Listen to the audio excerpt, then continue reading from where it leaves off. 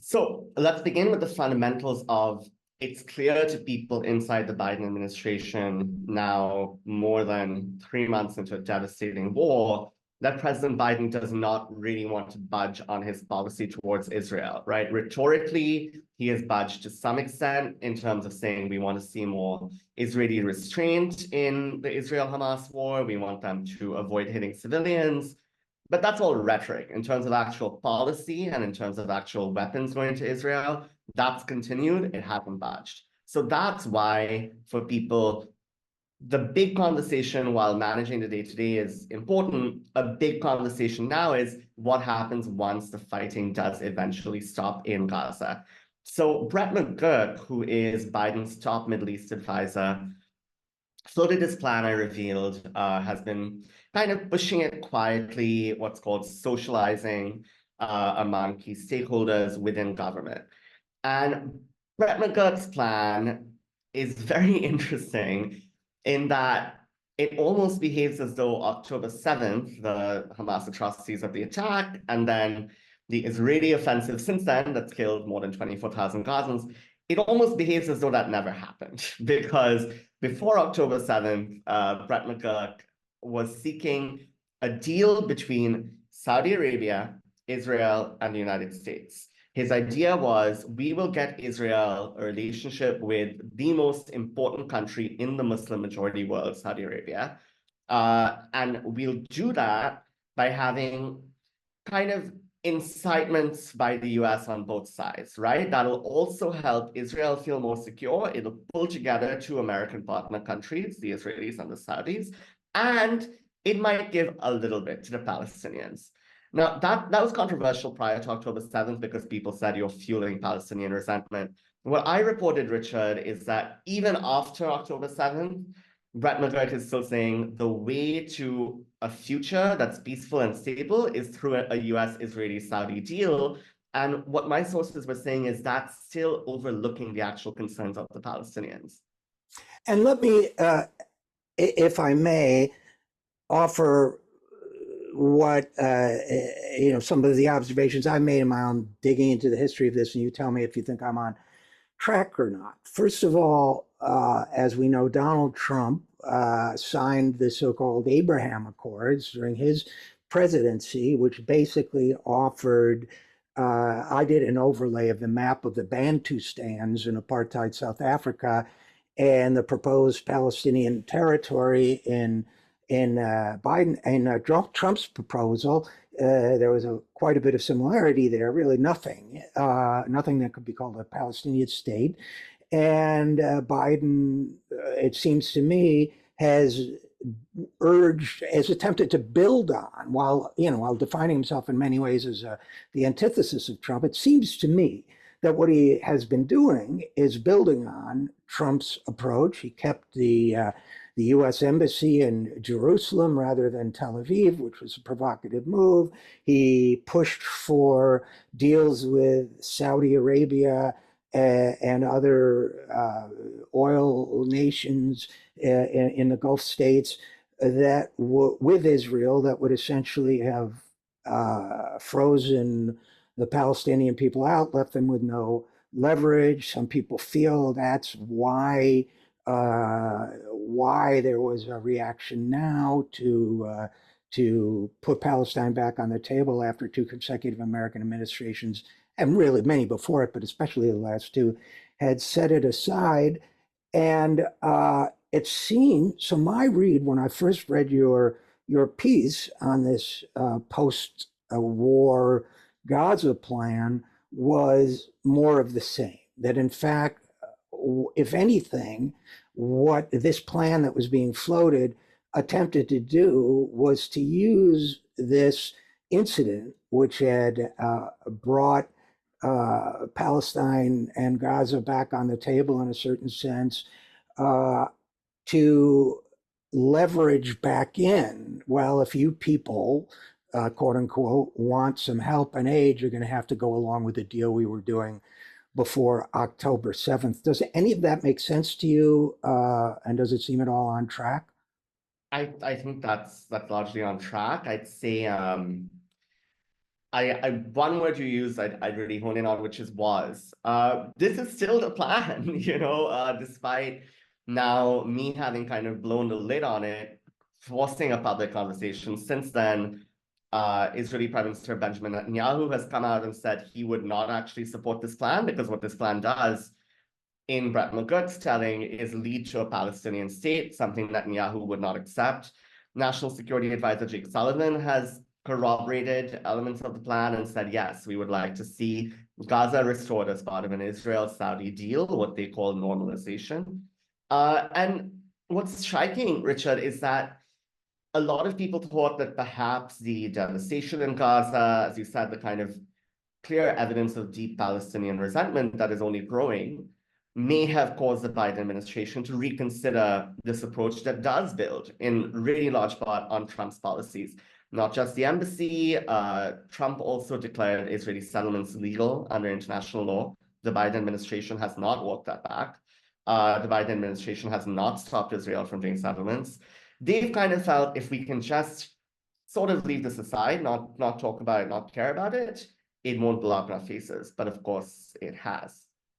So let's talk about what happened next, because I think it's instructive. I think when I reached out to you, Akbar, I mentioned that we journalists don't always like becoming part of the story, but you did. And I mean, I'll ask you to elaborate, but my sense is the administration basically called you a liar, said these quotes don't exist, although I don't think you used verbatim quotes, but basically said no U.S. official ever said any such thing to Akbar Shahid Ahmed. Therefore, you're lying. Therefore, cuts to your. I've had this happen to me. It cuts to your very ethics and credibility as a journalist. I had multiple reactions. One was a shock at their behavior. Two, just as a pragmatic matter, it was hard for me to know how they might have spoken to every single official, which is what they would have had to do to confirm that this didn't happen.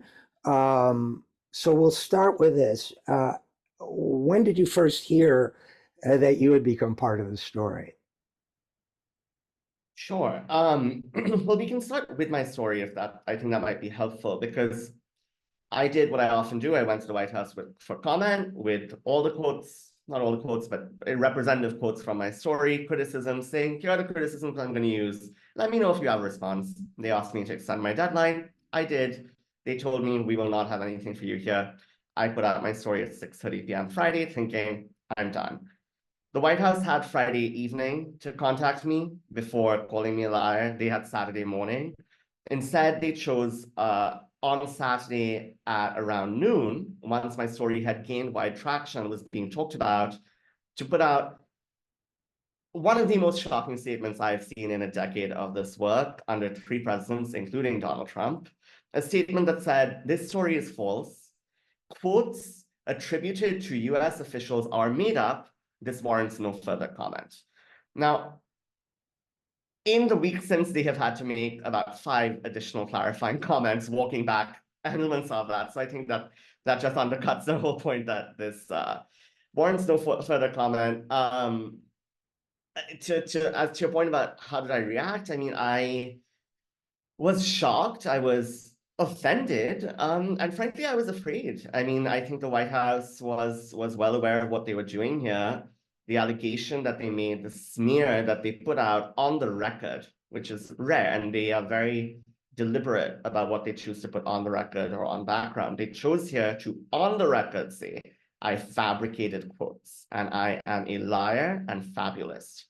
And what that can do, Richard, as you know, is destroy someone's career, chill their sources, and also have a broad chilling effect on national security journalism broadly, right? I mean, this to me looked like an opening shot of, if you're writing stuff and talking to people and we don't like it, we are going to call you a liar. We won't have to provide a basis for that. And guess what? We're the White House. So we hold the vast majority of the power. Now, what was really reassuring was to have so many colleagues in media. Chris Hasey, MSNBC host, spoke out in support of me, colleagues at the Washington Post, the New York Times, the Financial Times, the Wall Street Journal, among others, a broad range of outlets of all ideological stripes spoke up saying, I'm, well respected. I've been doing this for a long time, and the White House needs to apologize. And now, unfortunately, almost a week later, we're still sitting here waiting for an apology and retraction that hasn't come. Do we know where exactly within the administration this false allegation came from? Who presented it to the public? Yeah, the person who made this claim is Adrienne Watson. She is the spokeswoman for the National Security Council. She works under John Kirby, who people may be familiar with. He often does White House press briefings. He's the chief NSC spokesperson. And so when my management, which has been extremely supportive at HuffPost, when my management said we need to seek a formal retraction and an apology from the White House, it was John Kirby we went to. Right? And this is a team that's meant to be under National Security Advisor Jake Sullivan. We went to Admiral Kirby. We sought retraction and apology. Interestingly, we got a response. Number of things interesting about the response. The first being, while my bosses spoke up in their own name for my credibility, the response we got was not from Kirby, it was from Adrienne herself, saying, no, my statement has been misread. Second, their second comment totally tried to shift the narrative and presented an additional lie. In addition to their first lie that I made up quotes, they presented a second lie saying that I said I spoke to a senior US official and claimed my quotes came from a document. A simple read of my story showed that I do not say I spoke to a senior US official. To me, that sounds like they're trying to say I said I spoke to Brett McGurk, which I did not say. And I don't quote from a document. Since then, also, this question has been raised in the White House press briefing room, and Admiral Kirby has again said my story claimed to quote from a document, which it does not do. That he said in that moment, we did not intend to impugn journalistic ethics or question the credibility of this reporter. But Richard, they are standing by their original statement as of today. And their original statement said, I made up quotes and my story was false. So it's a simple matter. They need to walk back the smear. So they're saying you're a liar and a fraud, but they don't want to impugn you over it. And they made false statements themselves. I mean, I don't have that first piece in front of me, but I clearly remember that it talked about 3 U.S. officials. The word senior was not in there. So that's a falsehood. And there was nothing that I recall about a document. So, and of course, an examination would prove that. So it appears as if they are trying to defuse your story with what might be called, the old tactic of the big lie. Throw out a lot of denials, a lot of different statements. They don't have to be consistent, but there are so many no, it didn't happen that hopefully the public will believe one of them, or the repetition. It's an old school tactic, not exactly associated with how a democracy is supposed to work, but it is not a new tactic. One thing that's interesting to me, Akbar, is the threat level they perceived in your story. That one might assume that at this moment, a story about governance of post-war Gaza is not going to be the kind of front pager that, the death of Tom Cruise might be or something, right? I mean, it's a very important story, but it's not one necessarily that would rivet every reader. And I say that with all respect for it's important, but so it seems to me by throwing all this ammunition at you for reporting this and all this ammunition at the story, however it's misfired or been badly aimed, suggests to me that they're extremely afraid of the implications of this story getting out. Do you think that's true? And if so, do you have any thoughts about why that might be? Yeah, I think that's true. I think they had this idea, I imagine, don't know for sure, but I'm sure they thought they would get quiet assurances for that plan, right? And be able to get it in place. And that's what I talk about in the story where I say they are laying the groundwork for what McGurk is selling to President Biden as a way to shore up his reelection bid, right? So I think their hope was we'll quietly get agreements from the Israelis, from the Saudis, from the Palestinians, and then we'll unveil this and it'll be a fait accompli. I think that's why it's so threatening for them. And now that it's come out, as I mentioned, Netanyahu has commented on it, Jake Sullivan has commented on it, Palestinian leaders have said we would not support this. Because these are deeply controversial propositions, Richard. I mean, it's not just, there's so many elements to this. It's not just a Saudi-Israel deal. There are commitments that the Saudis would want from the US, like a mutual defense treaty similar to NATO, and a civilian nuclear program. Those are pretty big commitments for the US to make. Many lawmakers have been alarmed about that. There's the Palestinian angle in terms of McGurk's plan envisions a reshuffling of the Palestinian government directed by the US. I mean, that's a very quasi-imperialistic approach, frankly, that Sure. most Palestinians don't want to see today. And then there's the Israeli side. I mean, the Israelis are not in a mood to make concessions to the Palestinians. So it's just for everyone involved. I mean, it's a, as one official put it to me, quote, a delusionally optimistic plan, right? But I think it also speaks to, and the sensitivity also speaks to how much of Washington, unfortunately, is careerist, right? And is driven by that. So I think for someone like McGurk, a lot of these operatives behind the scenes who never have to face voters or any of that, the idea is just how do I get up the ladder, right? And McGurk has moved up the ladder from Bush, where he started, to Obama, to Trump, now to Biden. And I think preserving or resurrecting his plan, as one official put it to me, is a face-saving exercise as much as it is a true policy proposal, and maybe more of the former than it is the latter. Yeah, and it seems to me that the naivete has multiple dimensions to it, right? Because there is whether the Palestinians would ever tolerate such a thing. We've obviously Netanyahu feels his people wouldn't tolerate it, even if it was widely understood that there's no intention for it to really lead to a Palestinian state. Just even pretending that it might lead to a Palestinian state would make it unpalatable to Netanyahu and his people. And I think the other piece left out of it is the Saudi public too, that Mhm.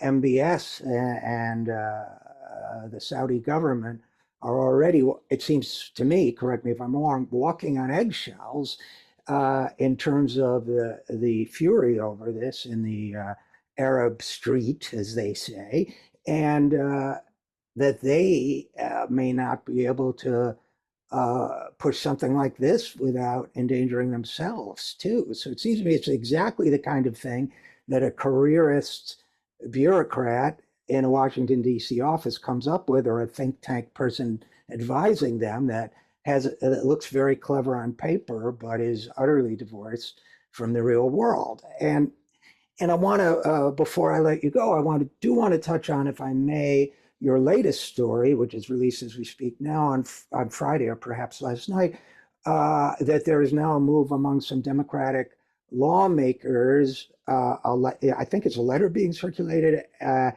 advising the president, requesting that Brett McGurk, as they say, be allowed to spend more time with his family. What's the deal there? Yeah, I broke the news of this letter yesterday, Thursday afternoon. It's being circulated among progressives on the Hill, and the hope is to get 10 to 15, maybe even 20 members to sign on, which is significant. It is not common to see lawmakers talk about, a non-Senate confirmed, just like an advisor in the White House. It's very uncommon. And it represents, Richard, why this person is so deeply controversial and relevant, right? I mean, he is just a White House aide, but because of the particulars of this White House, because of his relationship to Biden, because of where other people in the administration have chosen to put their energy, Ukraine, China, other issues. Because of that, McGurk has been able to exercise this outsized influence, this huge degree of sway that's not common, right? And I think it's deeply concerning to a lot of observers, not just on Capitol Hill, but among foreign governments. And again, not just Arab governments, European governments, other close US allies. So I think you'll see a really interesting groundswell of questioning of this person now that his plan is clear and his influence is clear. Well, and in closing, I guess it reminds me that we were told that a week before October 7th, I believe, that President Biden told Jake Sullivan he didn't want the Palestine issue crossing his desk. That was his direction. Am I right about that? That's been his view, throughout prior to October 7th. And, unfortunately, it's another lesson that, US presidents can't control the world. No, nor based on the record should they. But well, listen, Akbar Shahid Ahmed, Shahid Ahmed, I first of all very much appreciate your reporting on these issues. I regret that you were targeted. I was pleased to see so many colleagues standing up for you. I'm glad to see you're continuing to do this great work. So thanks for that. Thanks for the work. And thanks so much for coming on the program. Thanks so much, Richard. Lovely to be here.